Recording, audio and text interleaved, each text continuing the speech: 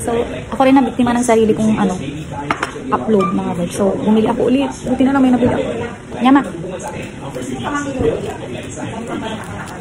Hello mga mi!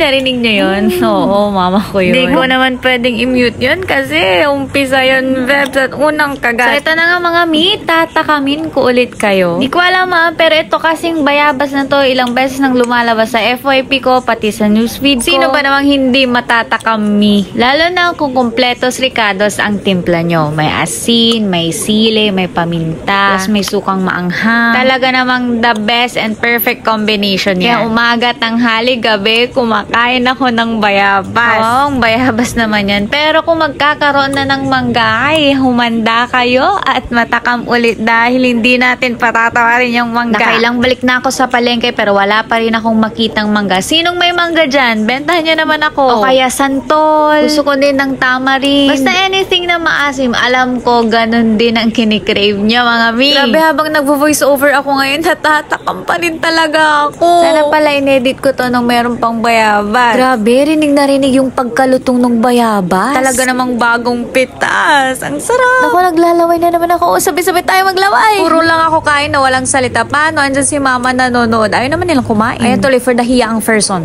Kaya pag nagvo-voice over ako, gusto kong mag-isa ko sa kwarto. So, yun lang for today's video. I hope na natakam kayo and see you sa next takam vlog. Bye!